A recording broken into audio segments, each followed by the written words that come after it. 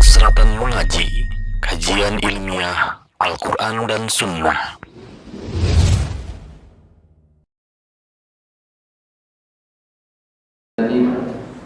Wa ala alihi wa sahbihi ajma'in. Qala ta'ala ya ayyuhalladzina amanu taqullaha haqqa tuqatih wa la tamutunna illa wa antum muslimun. Amma ba'du. Alhamdulillah, saya telah mendapat syukur kepada Allah Subhanahu wa taala yang telah memberikan kita banyak nikmat. Di antara nikmat-nikmat yang lainnya itu di antara nikmat luang waktu, nikmat sehat walafiat, dan juga nikmat yang paling besar di antara nikmat-nikmat lahiriah yaitu adalah nikmat tauhid. Nikmat kita hidup di atas tuntunan sunnah Rasulullah sallallahu alaihi wasallam. Oleh karena itu wajib kita mensyukurinya. Syukur dalam bentuk perbuatan, syukur dalam bentuk lisan, dan syukur dalam bentuk hati dalam rangka mengagungkan nikmat-nikmat Allah Subhanahu wa taala.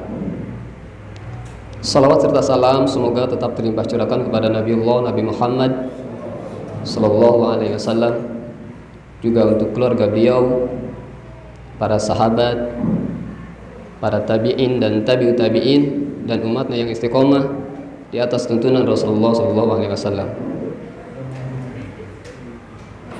Ma'asyiral muslimin rahimani wa rahimakumullah. Alhamdulillah, pada siang ini kita bisa berkumpul insyaallah dalam rangka thalabul ilmi, mempelajari tentang ilmu-ilmu Allah Subhanahu wa taala. Di antaranya adalah ilmu tauhid yang merupakan sebuah dasar, sebuah pokok dalam beragama. Makanya wajib di antara kita sebagai kaum muslimin untuk terus belajar. Nah, sebelum mempelajari ilmu-ilmu yang lain, disiplin ilmu-ilmu yang lain, wajib bagi kita di antaranya adalah mempelajari tentang pokok agama terlebih dahulu. Dan insya Allah kita pun akan melanjutkan pembahasan pokok dalam agama, yaitu adalah usul salasah yang biasa disampaikan oleh Ustadz kita, Ustadzuna Ustadz Asep Hafidhahullah Ta'ala. Dan alhamdulillah beliau sudah hadir di tengah-tengah kita untuk menyampaikan ilmunya. Dan harapan kita bersama bagi kita yaitu untuk betul-betul memperhatikan apa yang disampaikan oleh Ustadz.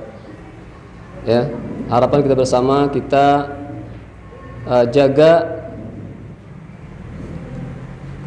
kenyamanan, jaga kondusivitas agar kita bisa menyimak dengan baik. Ya, jadi jangan membuat majelis di dalam majelis, ya. Artinya kita betul-betul di sini menyimak, memperhatikan agar kita bisa mengambil faidah dari apa yang disampaikan oleh Ustadz. Itu barangkali sedikit himbauan. Untuk mempersingkat waktu, marilah kita buka kajian kita siang hari ini, yaitu dengan memohon pertolongan Allah Subhanahu wa taala. Bismillahirrahmanirrahim, kita buka acara ini. Dan untuk selanjutnya kita persilahkan kepada guru kita, kepada Ustadz kita untuk menyampaikan materi. Kepada Ustadz Asep Hafidhahullah Ta'ala, padanya disilakan.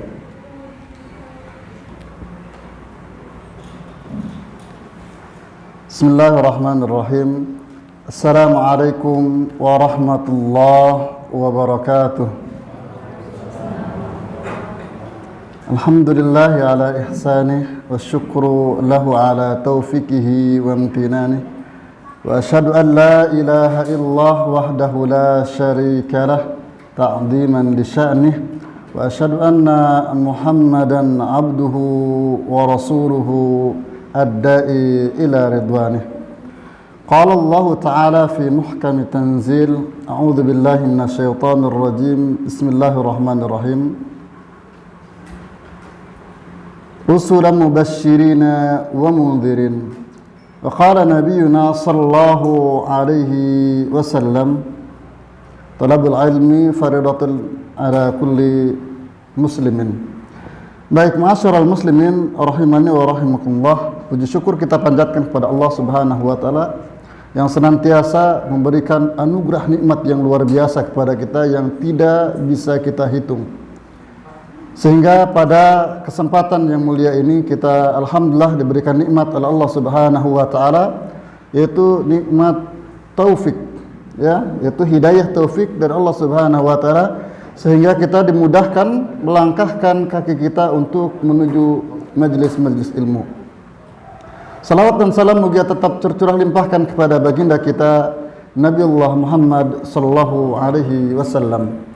Alhamdulillah kita minggu lalu sudah membahas berkaitan dengan man kadzdzaba biyaumil ba'ats faqad kafar.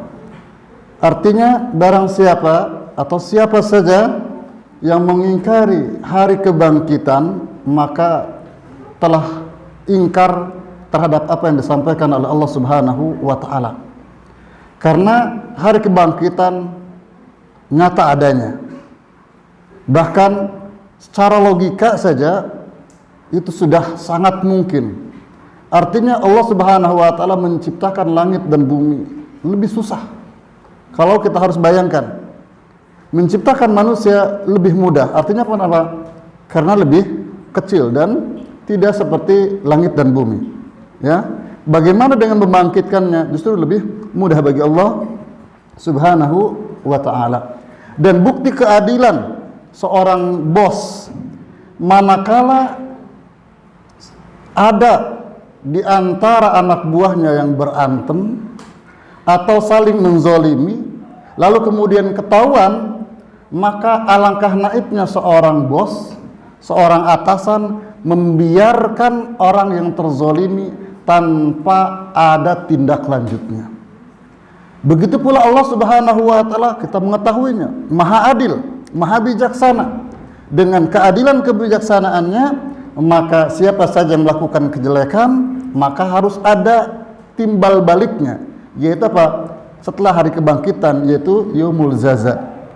Hari apa? Hari di mana nanti kita diberikan ganjaran. Orang yang salah, orang yang berbuat kejahatan, kemaksiatan, maka mendapatkan pahala yang setimpal. Begitu juga dengan orang yang melakukan kebaikan, maka dia akan mendapatkan pahala yang setimpal. Artinya itulah bukti keadilan Allah Subhanahu wa taala. Maka kita harus benar-benar meyakini adanya hari kebangkitan, dan setelah itu adanya juga hari hisab, di mana kita akan dihisab oleh Allah Subhanahu wa taala. Kita ke poin berikutnya, Muallif rahimahullahu taala berkata, arsalallah, artinya Allah Subhanahu wa taala mengutus jami'ar rasuli, seluruh rasul, seluruh utusan Allah Subhanahu wa taala, mubasysyirin wa mundhirin. Artinya seorang rasul diutus oleh Allah Subhanahu wa taala ada dua karakter. Atau bisa dikatakan ada dua metode yang dibawakan oleh para rasul. Yang pertama mubasysyirin. Apa mubasysyirin? Pemberi kabar gembira. Yang kedua, metode yang kedua wa mundhirin, yaitu pemberi peringatan. Contoh seorang guru ketika memberikan mubasysyirin. Siapa saja yang hafal matan usul salasah dalam 3 minggu, insya Allah saya kasih hadiah. Contoh kata guru. Itu mubasysyirin atau mundhirin? Mubasysyirin. Artinya ngabubungah, memberikan kabar baik, menyemangati dengan sesuatu yang baik. Tapi ada lagi, metode yang lainnya. Kan 3 minggu dapat hadiah. 4 minggu kalian nggak hafal, saya keluarkan dari pelajaran saya. Ini apa maksudnya? Mundhirin, nyingsienan, takhwif, menakut-nakuti. Agar apa menakut-nakuti? Agar anak itu hafal usul salasah. Jadi para nabi dan rasul ketika membawakan metode mubasyirin dan wa mundhirin itu jangan disalahkan. Dan banyak hadis-hadis ya Nabi sallallahu alaihi wasallam yang mengabarkan barang siapa yang mengamalkan kebaikan maka pahalanya surga. Barang siapa yang mengamalkan kejelekan maka amalannya diganti oleh Allah atau dibalas oleh Allah dengan amalan ahlun neraka, yaitu kejelekan, as-sayyi'at. Jadi semuanya itu untuk kebaikan. Disemangati agar dia semangat beribadah. Ditakut-takuti agar dia tidak terjerumus dalam kesesatan, agar dia tidak terjerumus dalam kejelekan, sehingga muaranya satu, yaitu titiknya bahwasannya melakukan kebaikan tersebut. Ya, itu artinya mubasyirin wa mundhirin. Makanya metode kepada anak juga pendidikan, kadang-kadang kita harus memberikan jadi pakai dua-duanya ini. Tapi lihat sikonnya, ya, lihat sikonnya. Kadang-kadang kita harus mengasih hadiah kepada anak-anak itu. Ya, cuma ustadznya sekarang nggak ngasih hadiah kepada jemaah kajian, kasihan. Apa hadiahnya? Ya, nanti ke depan insya Allah. Karena insya Allah minggu depan, ya itu penutupan dari kitab ini insya Allah. Ya, entah apa aja hadiahnya, tapi bukan menarik. Ya, nggak menarik roba enggak. Ya, enggak. Baik, ya, baik. Jadi Jadi betul, ya, anak kadang-kadang membutuhkan hadiah. Tapi kadang-kadang ada di beberapa posisi anak itu membutuhkan ancaman atau ditakut-takuti. Kadang-kadang, ya, nggak boleh, nanti nggak dikasih jajan dan lain sebagainya. Nah, itulah metode para rasul yang diutus oleh Allah Subhanahu wa taala, dan sesungguhnya bukan metode rasul, itu namanya metode rabbani. Itulah metode yang diajarkan oleh Allah Subhanahu wa taala kepada para rasul, dan para rasul mengamalkan itu, dan kita berusaha mengikuti metode-metode rabbani. Baik. Jadi termasuk Nabi Muhammad sallallahu alaihi wasallam mubasyirin wa mundhirin, memberikan kabar gembira dan memberikan kabar yang tidak gembira bagi orang-orang yang melanggar aturan agama Islam. Baik. Selanjutnya, ya, kita sudah singgung kemarin, wa awwaluhum Nuh alaihi salam. Jadi awal daripada rasul adalah siapa? Nabi Nuh alaihi salam. Terus ya, Adam bagaimana? Adam alaihi salam itu nabi. Ya. Apa bedanya nabi dan rasul? Kalau nabi diutus untuk dirinya. Jadi tidak ada kewajiban untuk menyebarkan. Adapun rasul itu menyebarkan agama Islam kepada sekelilingnya. Dan ada yang lebih istimewa, Nabi kita sallallahu alaihi wasallam. Ya Nabi, ya Rasul, kemudian khatamun nabiyyin. Dan juga rahmatan lil alamin. Artinya kalau Nabi buat diri sendirinya, kalau Rasul buat mendakwahkan kaumnya. Ya, tapi Nabi Muhammad sallallahu alaihi wasallam mendakwahkan buat seluruh manusia. Tidak terbatas. Ya. Baik.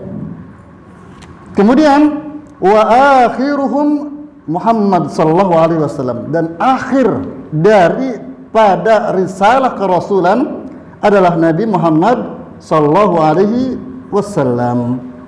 Ya. Apa dalilnya bahwa Nuh alaihi salam adalah rasul yang pertama? Ya, dalam surah An-Nisa 163. Dalilnya surat An-Nisa ayat 163. Inna awhayna ilaika kama awhayna ila Nuhi wan nabiyyina min ba'dih. Jadi Nuh alaihi salam. Baik. Kemudian dilanjutkan wa kullu ummatin ba'athallahu ilaiha rasulan. Dan setiap umat itu diutus rasul kepadanya. Min Nuh ila Muhammad sallallahu alaihi wasallam, dari zamannya Nabi Nuh sampai Nabi Muhammad sallallahu alaihi wasallam. Jadi setiap kaum diutus dan Nabi Muhammad itu buat seluruhnya. Kemudian ya'muruhum bi ibadatillahi wahdah, Jadi apa? Misi utama dakwah para nabi dan rasul apa? Ini misinya. Ya, ya'muruhum, yaitu menyuruh kepada kaumnya bi ibadatillah, untuk beribadah kepada Allah wahdah. Artinya hanya beribadah kepada Allah Subhanahu wa taala. Dan selanjutnya wa yanhahum an ibadatit taghut. Jadi ya'muruhum, menyuruhnya beribadah kepada Allah Subhanahu wa taala dan apa? Beribadah fokus kepada Allah, artinya tidak beribadah kepada yang lainnya. Wa yanhahum, artinya dan ya, Allah Subhanahu wa taala melarang. Melarang apa yang dilarangnya? Ya, an ibadatit taghut, yaitu ibadah kepada taghut. Apa itu taghut? Toge. Ibarat kata teman-teman kan begitu. Kenapa toge dikatakan toge? Karena jarang yang lurus toge. Semuanya bengkok. Jadi togut itu bengkok dari aturan Allah Subhanahu wa taala. Kata canda-candaan. Dalam kitab nggak ada disebutkan begitu, ya. Ya, toge. Jadi kalau sudah besar nggak disebut toge. Mungkin tanaman kacang yang sudah mulai besar, ya. Tapi dalam masa itu disebutnya apa? Toge. Togut, ya. Artinya sesuatu yang menyimpang dan tidak lurus. Itu bahasa teman-teman kita. Dan kalau memang itu tidak berseberangan dengan dalil, untuk mendekatkan maklumat kita, tidak masalah, ya. Toge, ya betul juga ya. Berarti togut itu nggak ada yang lurus, ya, nggak ada yang lurus. Namanya juga togut. Ya. Tapi pengertian para ulama bukan demikian. Bagaimana pengertian para ulama? Kata Ibnu Qayyim rahimahullah taala dalam kitab I'lam Muwaqqi'in, dijelaskan bahwa apa? Togut itu artinya ma tazawwaza bihil abdu hadduhu min ma'budin au matbu'in au muta'in. Jadi simpelnya begini, mata zawazal had, artinya togut itu yang melampaui batas. Adapun nanti kalimat batas baru kita jelaskan. Apa maksud batas? Artinya batas ketentuan Allah Subhanahu wa taala. Artinya togut itu mata zawazal had, contohnya kita main bola. Si bola sudah di luar garis, kemudian kita tendang saja, dimasukkan ke mana? Dimasukkan ke gawang. Enggak sah, betul. Karena di luar garis. Bahkan ketika main tinju atau main apapun, ketika di luar garis, silat dan sebagainya, tidak masuk hitungan. Apa? Di luar garis. Nah, tazawwaj artinya melampaui batas garis yang ditetapkan oleh Allah dan Rasulnya. Itulah togut. Ya? Ya, apa itu maksudnya? Ma'bud min ma'bud. Apa ma'bud? Sesembahan, melampaui batas, ya. Artinya dia menyembah selain Allah. Kemudian matbu, yaitu yang diikuti. Yang harusnya kita mengikuti Nabi Muhammad sallallahu alaihi wasallam, tapi kita mengikuti yang tidak diperintahkan oleh Allah Subhanahu wa taala. Ya, nah, maka ini adalah tagut. Lebih mudah memahaminya, maka saya Muhammad Abdul Wahab menjelaskan di sini. Ya. Apa penjelasan beliau?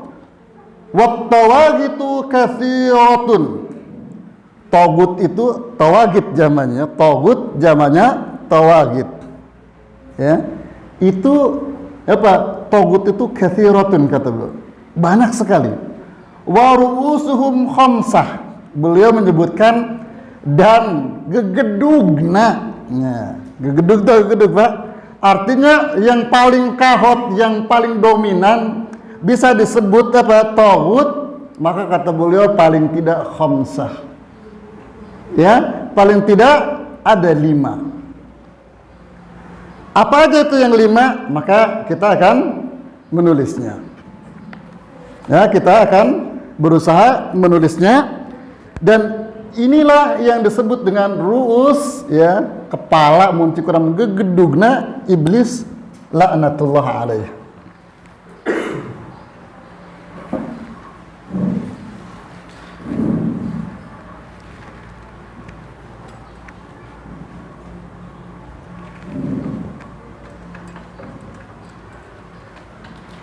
Jadi ada berapa ru'usnya atau gegedugnya? Ada 5. Yang pertama iblis. Ini pemimpin, Pak, yang macam-macam sama iblis. Tapi pemimpin apa dulu?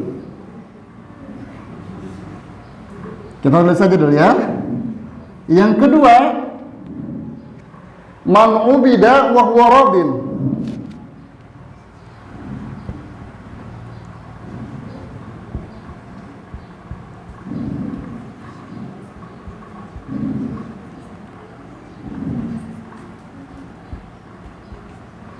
Jadi yang kedua, yang pertama iblis, yang kedua man ubida wa huwa radin. Dia disembah, dia diluk-lukan bah Tuhan, ya, seperti Tuhan dituhankan, tapi dia ridho. Nanti kita jelaskan. Yang ketiga, man da'an nas.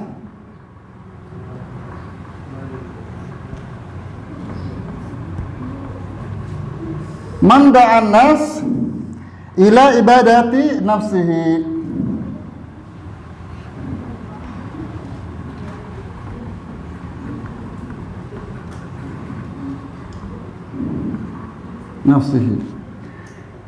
Yang keempat, idda'a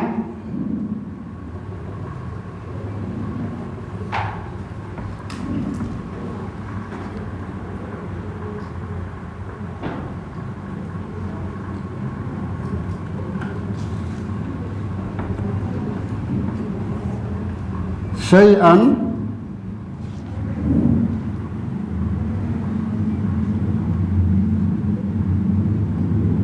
idda'a syai'an min ilmil ghaib.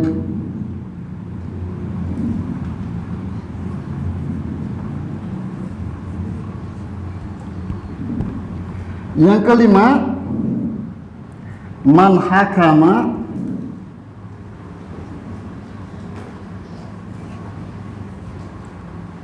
bi ghairi ma unzilallah.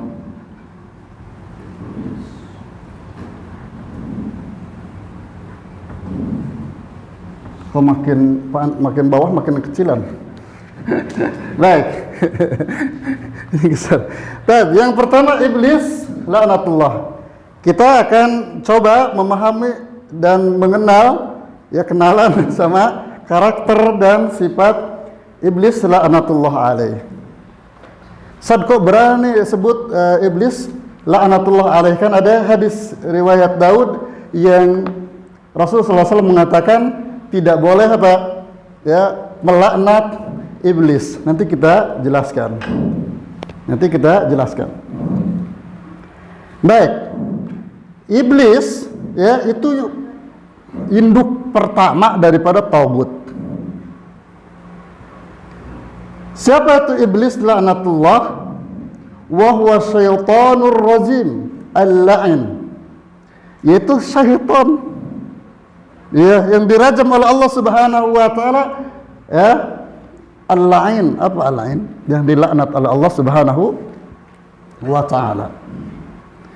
Maka ketika kita berbicara iblis, iblis itu siapa? Iblis itu hamba Allah yang berbakti kepada Allah Subhanahu wa taala, namun diuji oleh Allah Subhanahu wa taala. Berawal daripada surat Al-Baqarah ayat 30. Wa idz qala rabbuka lil malaikah inni ja'ilun fil ardi khalifah. Jadi apa? Perencanaan Allah Subhanahu wa taala untuk menciptakan khalifah di muka bumi, dan khalifah tersebut adalah diciptakan dari tanah, dan dialah manusia, yaitu Adam alaihi salam, singkatnya begitu. Ketika sudah jadi perwujudan Adam alaihi salam, maka seluruh makhluk Allah Subhanahu wa taala yang berbakti kepada Allah Subhanahu wa taala disuruh apa? Disuruh sujud kepada Adam alaihi salam. Nanti di sini ada, ya, penjelasan yang kadang-kadang nanti kita seolah-olah, oh iya juga ya, kenapa iblis tidak sujud? Berarti iblis yang benar. Kenapa? Karena tidak boleh sujud kepada makhluk atau manusia. Harus hati-hati, pemahamannya bukan begitu. Termasuk ini pemahaman yang keluar dari agama Islam. Dulu ada tokoh Islam dan keluar. Dia mengatakan sebetulnya iblis itu benar. Kenapa benar? Karena dia taat kepada Allah, tidak boleh apa? Menyembah kepada manusia atau makhluk. Oh iya juga gitu kan? Tapi ingat, lihat pendapat itu bukan dengan kepala sendiri. Tapi lihat, Masya Allah banyak sekarang di internet di mana tafsir dibuka. Ya, tafsir berkaitan dengan sujud Adam, ya sujud kepada Adam. Silahkan banyak dibuka sekarang. Artinya sudah terbuka sekarang pengetahuan. Jadi Masya Allah banyak yang rajin menulis di internet dimanapun, dan itu membuka wawasan kita. Nah, itu dikatakan benar. Na'udzubillah, ya. Justru ini adalah cobaan. Kenapa? Cobaan bagi makhluk Allah Subhanahu wa taala. Artinya seluruh perintah Allah Subhanahu wa taala itu harus diikuti. Adapun tidak boleh sujud menyembah kepada ciptaannya, lihat apa yang dimaksud. Ya, tapi adalah disuruh oleh Allah Subhanahu wa taala, suruhan Allah Subhanahu wa taala. Bukan menyembahnya. Termasuk kita mencium Hajar Aswad, bukan mengeluh-ngeluhkan Hajar Aswad. Bahkan Umar bin Khattab mengatakan bagaimana? Kalau saja engkau batu biasa, kalau saja engkau tidak dicium oleh Nabi Muhammad SAW, aku melihatnya kemudian itu, ya, maqabaltuka, maka aku pun tidak akan mencium kamu. Jadi Umar bin Khattab paham dan memahamkan kepada sahabat yang lainnya bahwa ketika kita mencium Hajar Aswad, bukan kadar Hajar Aswadnya, tapi ada mengikuti langkah dan tindak Rasul Shallallahu Alaihi Wasallam semasa hidupnya. Jadi mencontoh Nabi. Nah, otomatis apa yang dikerjakan oleh Nabi Shallallahu Alaihi Wasallam atas wahyu dari Allah Subhanahu wa Ta'ala. Termasuk kita menghadap Allah, menghadap kiblat itu kemana? Ke Ka'bah. Maka dijelaskan oleh Allah Subhanahu wa Ta'ala, laisal birra an tuwallu wujuhakum qibal masyriq wal maghrib walakinal birra, dijelaskan lagi. Artinya bukan hanya mengharapkan wajah kita ke barat dan ke timur, bukan. Tapi esensi dari itu semua kita menaati aturan Allah Subhanahu wa Ta'ala dan perintah Allah Subhanahu wa Ta'ala. Ya, ternyata selidik punya selidik, iblis itu merasa tersaingi. Inilah yang disebut sifat angkuh dan takabur. Makanya apa? Dalam surah Al-Baqarah, abawas takbar wa kana minal kafirin. Dia merasa congkak, merasa takabur, sombong. Apa alasannya? Dalam surah Al-A'raf ada. Kata Allah Subhanahu wa Ta'ala, ma mana'aka alla tasjuda idh amartu. Kenapa engkau membangkang perintahku, kata Allah, atas perintah yang luar biasa. Itu apa? Sujud kepada Adam alaihi salam. Argumentasi iblis bagaimana? Qala ana khairum minhu. Aku lebih baik daripada dia. Nggak sampai di situ, dia juga nggak mau kalah. Maksudnya apa kalau kita bertanya? Kan maksudnya lebih baik. Dia langsung berikan jawaban. Khalaqtu min nar. Saya diciptakan dari api, dari luar biasa. Ya, sedangkan sedangkan engkau ciptakan dia, yang dimaksud dia siapa? Adam alaihissalam, dari tanah. Nah, inilah sifat takaburnya iblis laknatullah alaihi. Makanya nanti ada perbedaan. Kita termasuk Bani Adam itu memiliki dua karakter, khata, ya, dan nisyan juga termasuk, ya. Khata yang di sini dan khairul khata at-tawwabin. Dan sebaik-baik orang yang ketika melakukan kesalahan maka dia bertobat. Nah, termasuk kesalahan manusia kadang-kadang karena lalai, kadang-kadang karena syahwat nafsu. Tapi kesalahan iblis laknatullah bukan karena dia angkuh dan takabur dan dia membangkang kepada Allah. Makanya beda. Kalau kita naudzubillah, kita lalai sholat, itu urusan dosa-dosa, tidak sholat. Tapi ketika kita meyakini bahwa sholat itu tidak wajib, maka itu bisa jadi masuk ke poin yang kelima nanti. Berbahaya. Adapun naudzubillah kita entah apa mungkin kondisinya enggak lakukan salat, dapat dosa. Tapi ketika sengaja dan meyakini bahwa salat itu tidak wajib, itu lebih berbahaya. Sama khamr dan sebagainya, zina dan sebagainya itu lebih berbahaya kalau diyakini itu adalah halal. Maka bisa masuk ke poin yang kelima. Baik. Nah, jadi apa? Intinya merasa apa? Merasa dia tersaingi dan merasa dia hakir. Masa iya? Saya anak lama, kalau istilah senioritas ya. Saya anak lama, bahkan saya apa? Ya, ini kadang-kadang sifat-sifat ya iblis atau syaitoniyah yang harus kita yang harus kita singkirkan. Iblis yang masya Allah luar biasa itu dikatakan sama seperti makhluk yang lain, ibadah kepada Allah Subhanahu wa taala, namun bisa diusir oleh Allah Subhanahu wa taala. Sedangkan kita hari ini bisa jadi ya karena keangkuhan kita, jabatan kita bisa turun, martabat kita bisa turun di hadapan manusia, ya di hadapan Allah Subhanahu wa taala. Makanya ada poin-poin sebetulnya yang kita menjaga wibawa, namanya haibah. Itu berbeda dengan takabur atau sombong. Artinya kita harus menempatkan sesuatu pada tempatnya. Maka insya Allah bawahan juga Pak akan menempatkan sesuatu pada tempatnya. Intinya Pak, menempatkan sesuatu pada tempatnya, itulah adil dan hikmah. Maka insya Allah ya kita tetap berada di posisi seorang bos, seorang atasan, tanpa kita harus menyombongkan diri. Baik. Kemudian karena setelah itu diusir oleh Allah Subhanahu wa taala ya dari surga, maka masih negosiasi iblis laknatullah ini. Apa katanya? Dalam surah Al-A'raf, loncat satu ayat. Apa katanya? Ya, dia ingin dikasih kelonggaran. Ila yaumi yub'atsun, sampai di hari dibangkitkan manusia. Qala anzirni ila yaumi yub'atsun. Jadi tangguhkan saya sampai hari pembangkitan. Jadi dia minta diskon waktu. Tujuannya untuk apa? Untuk menggoda anak cucu Adam alaihissalam. Kata Allah, oke. Maka dijawab oleh Allah Subhanahu wa taala yang berkata, qala innaka minal mundorin. Ya, aku beri beri waktu sampai hari kiamat. Maka dia akan menggodanya dari belakang, dari kanan, dari kiri, dari depan. Itu menggoda. Termasuk anak cucunya itu mereka yang punya negosiasinya itu iblis laknatullah, maka anak keturunannya ya yang menjalankannya. Maka hati-hati, kita dimanapun selalu digoda oleh rombongan-rombongan mereka. Baik, tidak panjang lebar.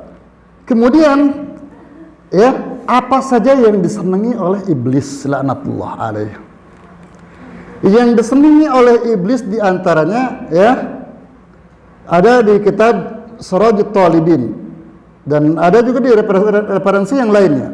Paling tidak kita sebutkan beberapa hal saja. Di antaranya hamam, bukan hammam.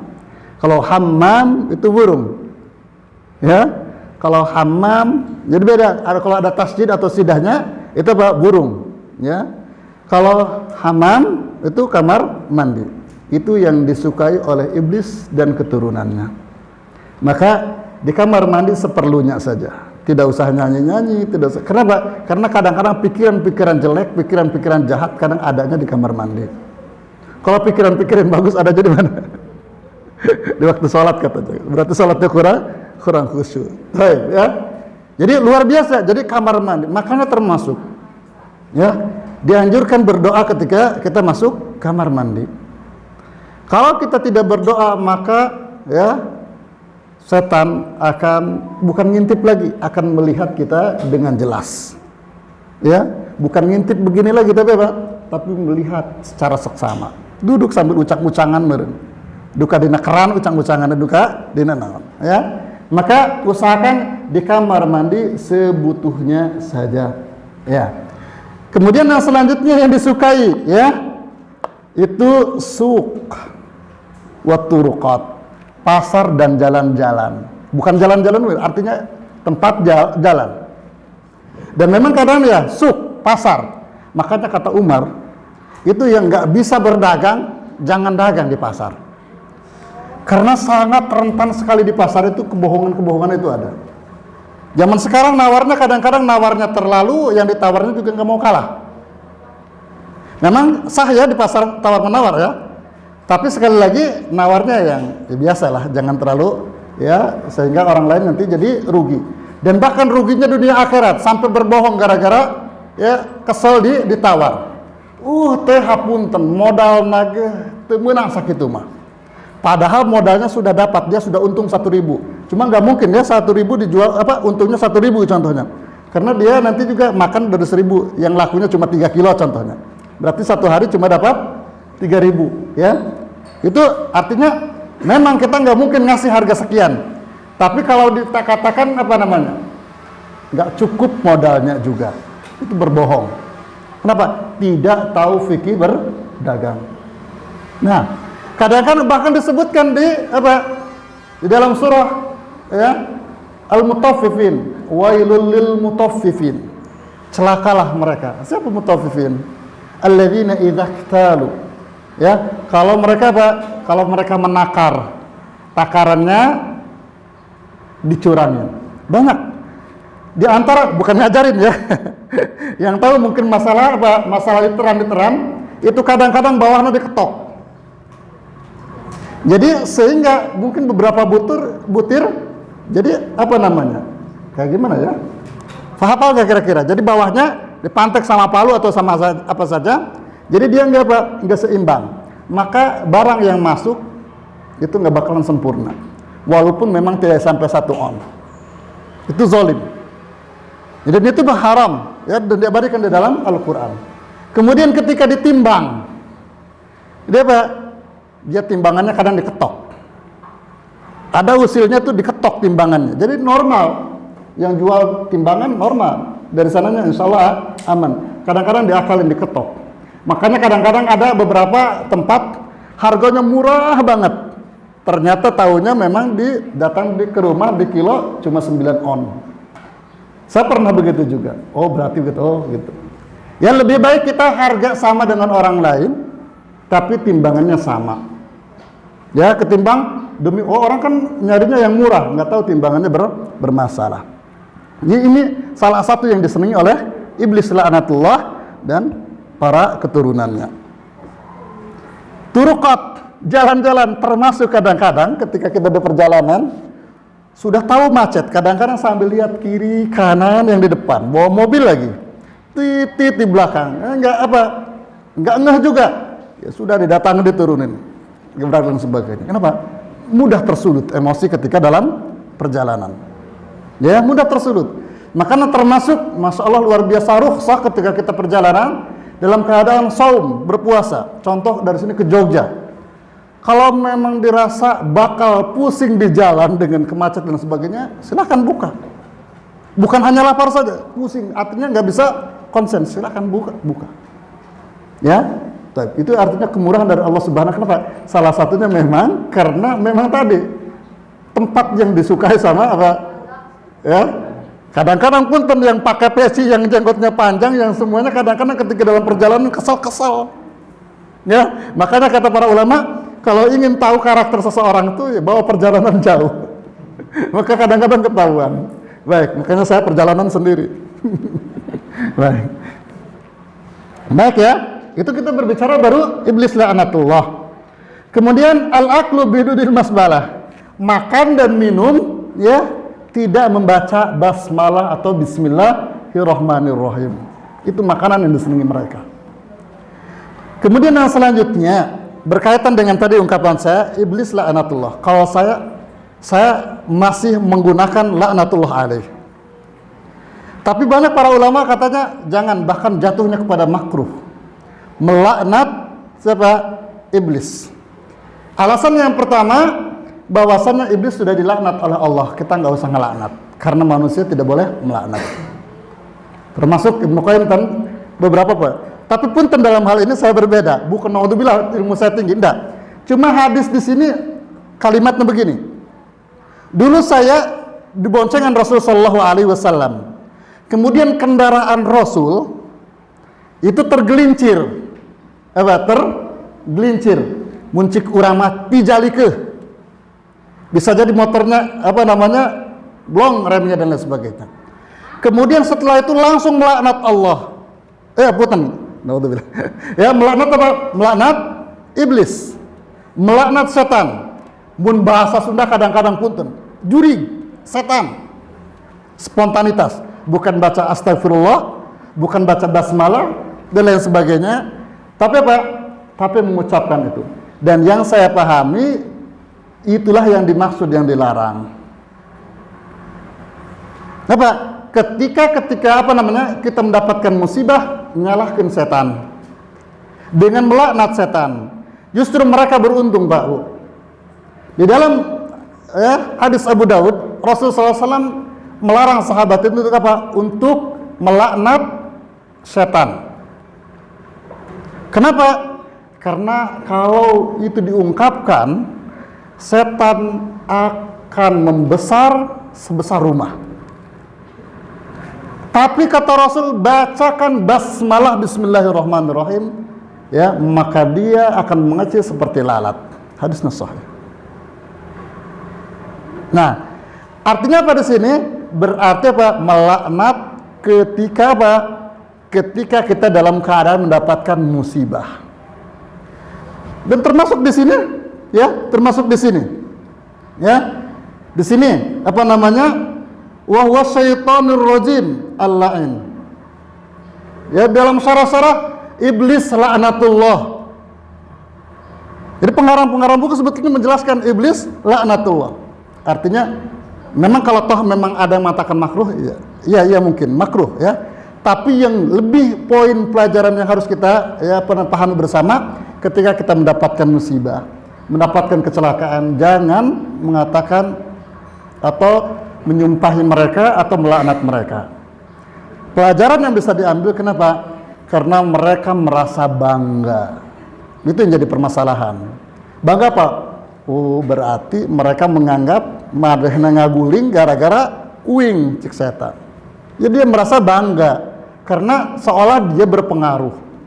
Kadang-kadang buang angin aja nggak ada yang ngaku, disalahin siapa? Mereka. Kupraku buak jurig, gitu kan? Ya, artinya Pak, ini bahasa-bahasa yang dulu kalau saya katakan, nanti setan marah. Ternyata setan digituin bukan marah.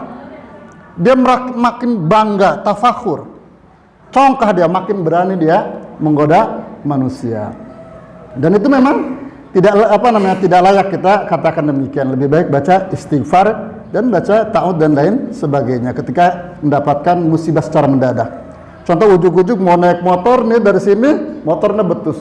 Astagfirullahaladzim. Lebih baik demikian. Itu yang dimaksud. Adapun mengambil pendapat tidak mengatakan bahwa iblis laknatullah karena dia sudah dilaknat oleh Allah, ya tidak mengapa. Tapi kalau saya lihat dari karangan-karangan dan syarah-syarah yang saya baca, walaupun beliau tidak mengatakan bahwasannya termasuk makruh, tapi di tulisannya iblis laknatullah ditulis dalam kitabnya. Ya, artinya yang dimaksud lebih fokus apa? Ketika mendapatkan musibah kita melaknat setan atau iblis. Masih ada waktu? Masih. Baik. Yang selanjutnya yang kedua, ya. Yang kedua, artinya begitulah karakter iblis. Dia mempunyai karakter sifatnya angkuh. Maka keangkuhan itu bisa menjatuhkan iblis dan bisa menjatuhkan kita dan siapapun manakala kita memiliki sifat kibur atau takabur. Yang kedua, man ubida wa huwa radin. Dia disembah, dielu-elukan dan dia ridho. Contohnya, ada seseorang menyembah dia, ya, sujud-sujud kepada dia, tapi dia ridho. Di antara bentuk ridho dia diam aja, biarin saja. Kalau ada yang demikian, kalau kita tidak ridho, udah berdiri, udah lebih baik duduk. Ayo, ada masalah apa? Ya, ada masalah. Sujud terus ngobrol. Saya punya ini, saya punya hutang, saya punya uang, dibiarin aja, jangan. Udah duduk. Ya, atau berdiri, ya, artinya duduk. Ya, kitanya juga duduk. Ayo, ada masalah apa, ceritakan. Ya, lebih baik demikian. Atau dalam artian ubidah itu bukan hanya sekedar sujud, betul-betul menyembah. Nah, kadang-kadang yang disembah itu minaz zu'ama, dari orang-orang terpandang. Bisa dari kalangan bangsawan, bisa dari kalangan para pembesar yang banyak hartanya, bisa juga dari para tokoh agama. Artinya orang pembesar, ya, bisa tokoh agama, banyak uangnya dan lain sebagainya, atau barangkali dia paling kuat dan paling berwibawa. Ini kadang-kadang orang nanti kadang-kadang ya berlebihan ketika minta tolong dan lain sebagainya, maka ini khawatir. Ya, kita bukan menjas, tapi khawatir itu terjadi pada diri kita, maka kita hindari hal demikian. Ya, jadi orang-orang sudah, kalau kita nggak bisa bantu ya sudah, ya nggak usah begitu. Tapi mohon maaf saya nggak bisa bantu karena satu dan lain hal dan lain sebagainya. Ya, tinggal transparan saja. Jadi dia disembah. Jadi dia nggak nyuruh sembah saya, enggak. Tapi poin yang kedua, dia disembah dan ibadahi, tapi dia ridho, diam aja, malah dia bangga. Tuh kan, semua orang kalau minta uang sujud kepada saya.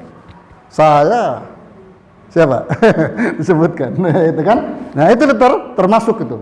Nah, yang kedua kebalikannya. Man da'an nas ila ibadati nafsihi. Dia menyuruh kepada orang untuk menyembah dirinya. Ini bahaya. Walaupun orang lain tidak ada yang menyembah, walaupun sepotong, contoh bahasanya.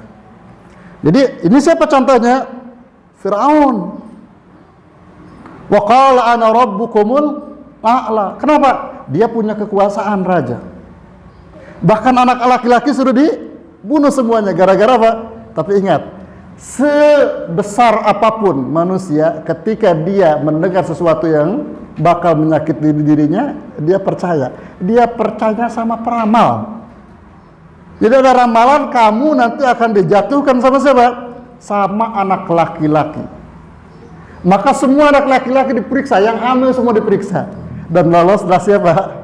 Nabi Musa alaihissalam. Bahkan hidup di rumahnya, diurusi di rumahnya. Ya, artinya itulah takdir Allah Subhanahu wa ta'ala. Artinya apa? Dia menyuruh orang lain untuk ibadah kepada dirinya, menyembah kepada dirinya. Kenapa? Kebutuhan semua masyarakat dia cukupi. Bahkan apa? Dia bisa menghidupkan dan mematikan katanya. Apa maksudnya membunuh dan mematikan dan menghidupkan? Panggil si A, langsung cepat, langsung bunuh, langsung tembak, langsung tombak, mati kan? Tuh, saya bisa membunuh, saya bisa mematikan. Begitu kalimat argumentasinya. Kemudian saya bisa menghidupkan. Panggil sini, kamu salah, ya udah saya ampuni. Gitu kan? Yang dimaksud ya oleh dia apa? Saya bisa menghidupkan dan saya bisa ya membikin mati. Jadilah dia pede agar semua orang menyembah kepada dirinya. Ya, ada yang menyembah, ada yang tidak. Kalaupun tidak ada yang menyembah, satu pun di antara yang mereka ajak, tetap dia termasuk tagut. Ya. Jadi kebalikan, kalau yang atas tidak menyuruh tapi disembah. Kalau ini disuruh tapi orang lain tidak ada yang mau, tetap dia mendapatkan kategori ya ru'us, ya induk atau tokohnya apa? Tokohnya ya, tagut. Baik. Yang keempat, idda'a syai'an min ilmil ghaib. Dia mengaku-ngaku mengetahui ilmu gaib. Ingat ya, mengaku-ngaku. Adapun barangkali ketika dia sepintas melihat itu urusan lain. Tapi ini kalau mengaku-ngaku, saya tahu ilmu gaib. Yang dimaksud ilmu gaib yang tidak boleh dan tidak ada orang yang mengetahuinya, di dalam surat Luqman ayat 34 bisa dilihat, surat Luqman ayat 34. Apa kata Allah Subhanahu wa taala? Innallaha indahu ilmus sa'ah. Sesungguhnya Allah Subhanahu wa taala yang memiliki pengetahuan tentang sa'ah. Tentang apa sa'ah? Tentang kiamat. Wa yunazzilul ghais, dan Allah yang menurunkan hujan. Dua ya. Kemudian wa ya'lamu ma fil arham, dan Allah mengetahui apa yang ada di dalam rahim. Kemudian wa ma tadri, ya, dan kalian tidak tahu ya nafsin madza taksimu ghadan, kalian tidak mengetahui apa yang akan terjadi besok, lusa dan seterusnya. Kemudian yang selanjutnya yang kelima, wa ma tadri nafsun bi ayyi ardin tamut, dan Allah yang mengetahui kapan dan di mana kita meninggal.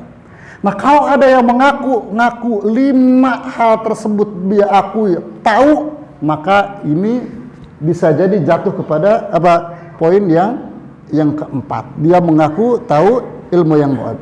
Di antaranya apa? Tentang kiamat. Kiamat tidak ada yang tahu. Bahkan Rasulullah SAW ketika ditanya tidak tahu, ya, hanya beliau menyebutkan ciri-cirinya saja. Apalagi kalau zaman sekarang ada yang menentukan tanggal sekian, naudzubillah. Tidak disebutkan oleh Nabi SAW. Adapun hari dan ciri-cirinya disebutkan. Tapi entah hari yang mana, ya. Artinya Pak, ini terjadi faj'ah, ini terjadi secara tiba-tiba. Apa yang harus kita persiapkan, itulah yang menjadi PR kita bersama, ya. Taib. Yang selanjutnya, ya, yunazzilul ghais, yang menurunkan hujan. Nah, bagaimana dengan BMKG? BMKG punten ya, yang tahu mungkin yang pernah berteman, itu sifatnya zonni, sifatnya perkiraan. Kadang-kadang mereka memperkirakan enggak hujan, ternyata hujan besar sampai banjir. Artinya Pak, tidak qat'i, hanya sifatnya tebakan, ada keilmuannya. Tapi kalau naudzubillah sampai Pak, yang ramai Pak, pawang hujan. Adapun doa untuk memindahkan hujan, artinya itu ada doanya. Memindahkan artinya ketika contoh kita di sini betul-betul ya, ketika hujannya sampai banjir luar biasa. Artinya kita butuh pertolongan Allah Subhanahu wa taala untuk dialihkan hujan, itu boleh dan ada doanya. Tapi kalau kita ujung-ujung muter-muter segala ya, untuk menjadikan apa? Menjadikan teu aya hujan, ya, itu yang bermasalah. Adapun berdoa maka disahkan, ya. Berdoa namanya kita juga permintaan. Adapun hasilnya kita tidak bisa memaksakan karena itu adalah ya hak prerogatif Allah Subhanahu wa taala. Jadi berkaitan dengan hujan. Itu yang kedua. Yang ketiga yaitu apa? Ya, wa ya'lamu ma fil arham. Allah yang mengetahui apa yang di dalam rahim. Memang sifat sekarang masalah luar biasa. Ada namanya foto apa ya, Ustaz? USG, bahkan ada berapa dimensi dan sebagainya. Tapi ini kata para ulama tetap sifatnya zonni. Makanya ketika USG-nya begitu, laki-laki yang keluar perempuan, ya, ulah ngademo dokter. Ya, jangan marah-marah sama dokter atau marah-marah sama paraji, katanya laki-laki dan sebagainya. Karena sifatnya zonni. Adapun dia, oh begini, kalau ngidamnya begitu pasti laki-laki. Gitu kan? Kalau ngeludah saja pasti begini begitu dan sebagainya. Nah, itu yang salah satunya sudahlah hindari. Ya. Itu hanya Pak, hanya sifatnya aglabiyah, kebanyakan, tidak bisa menjadi rumus. Kenapa? Karena Allah yang mengatur. Ya. Maka kenapa harus dikatakan demikian? Kadang-kadang karena cita-citanya punya anak perempuan, yang lahirnya laki-laki, kadang-kadang ya mertuanya atau ibunya cuek bebek, nggak diurusin kadang-kadang. Maka ini juga bermasalah. Udah lahir, mau laki-laki mau perempuan, mau kembar, alhamdulillah, ya kita urusin bersama. Baik, itu yang keberapa? Yang ketiga. Yang selanjutnya ini bisa dicek ya di surat Luqman ayat berapa? Ayat 34. Cukup ya surat Luqman, screenshot aja nanti ya. Itu poinnya ada 5 di situ. Yang satu apa? Tentang ilmu sa'ah, tentang hari kiamat. Yang kedua tentang hujan, dan yang kedua tentang rahim. Dan yang keempat, wa ma tadri ya nafsun madza taksimu ghada. Dan kita ini tidak mengetahui, dan hanya Allah Subhanahu wa taala yang mengetahui apa yang akan terjadi besok. Kita punya rencana besok mau ke Rangkas contohnya. Tapi ya qadar Allah takdirkan ternyata acara di Rangkas batal. Pindah kemana? Ke Serang. Akhirnya kita ke Rangkas nggak jadi, ke Serang nggak jadi karena jauh contohnya. Itu sudah takdir Allah. Kita punya rencana. Kita memang harus punya rencana. Kata Allah Subhanahu wa taala, ya ayyuhalladzina amanu wal tandur nafsum ma qaddamat lighad. Wahai orang-orang yang beriman, ya, sudah kalian mempersiapkan buat hari esok. Hari esok di sini yang dimaksud kata para ahli tafsir adalah hari kiamat. Tapi kita bisa mengambil hikmah, artinya kita itu planning apa yang harus kita buat besok. Termasuk kita punya usaha, termasuk ngajar juga, ya, ngisi kajian, kita harus punya planning. Dan saya termasuk saya tidak akan membahas yang kelima poin ini karena perkiraan saya, sifat hitungan saya bukan ilmu mengetahui yang gaib ya, hitungan perencanaan, karena insya Allah ya beres dari pembahasan 4 itu sudah masuk waktu adzan begitu kan. Ya, makanya saya tangguhkan poin yang kelima. Artinya kita harus punya taktik dan guru harus punya RPP, punya perencanaan agar tidak ngambang apa besok ngebahas apa ya. Anak-anak halaman berapa sekarang? Halaman berapa Bapak aja nggak tahu gimana mau ngajar. Bukan nyinggung, bukan ya. Tapi apa? Tapi harus begitu. Makanya ada pelatihan guru itu awal-awal bagus RPP, tapi udah lama nggak pakai RPP lagi, sudah pinter semuanya. Tapi apa? Justru itu kalau pakai RPP ya, walaupun sekarang nggak harus RPP banget, tapi minimal kita mengonsep dari tadi malam, maka insya Allah anak pulang dari sekolah, pulang dari pesantren, atau bapak-bapak keluar dari pengajian, mereka ada yang apa? Yang diambil. Ya, minimal sasirin sabenirin kata pepatah orang tua. Minimal 1 dan 2 poin ada yang harus dibawa ke rumah. Tapi kalau ujung-ujungnya halaman berapa belum dibaca, belum apa lagi, belum dikonsep, ya kadang-kadang membuat pengajian eta bae, biasa bae. Biasa gitu baik. Kenapa? Tidak ada poin yang disampaikan. Baik, artinya apa? Kita harus mempersiapkan. Macam dikit ya Bapak ya. Baik. Itu apa? Jadi kita tidak tahu apa hari besok yang kita kerjakan. Nggak ada yang tahu.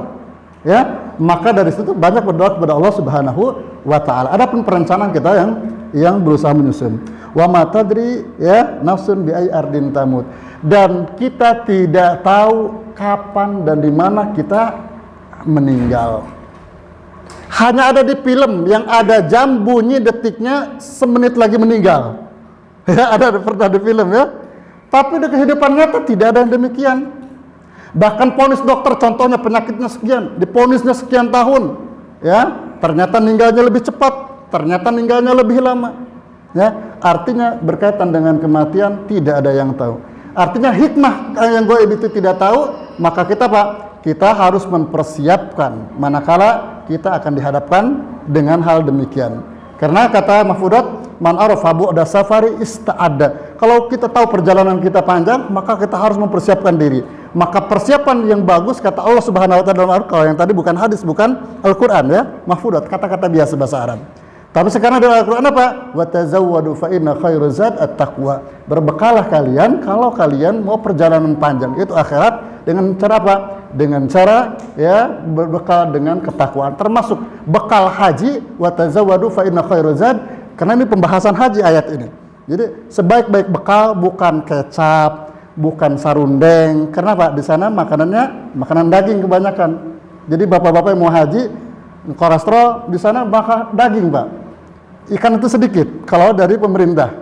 Jadi siap-siap aja bawa sarundeng. Tapi bekal yang lebih utama bukan sarundeng, bukan sambal dan sebagainya, tapi ada ketakwaan kita kepada Allah Subhanahu wa taala.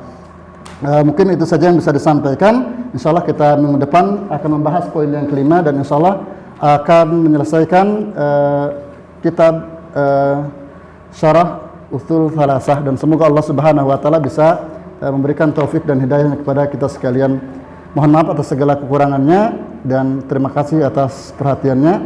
Subhanakallahumma bihamdika asyhadu an la ilaha illa anta astaghfiruka wa atubu ilaik. Assalamualaikum warahmatullahi wabarakatuh. Banten Selatan mengaji kajian ilmiah Al-Quran dan Sunnah.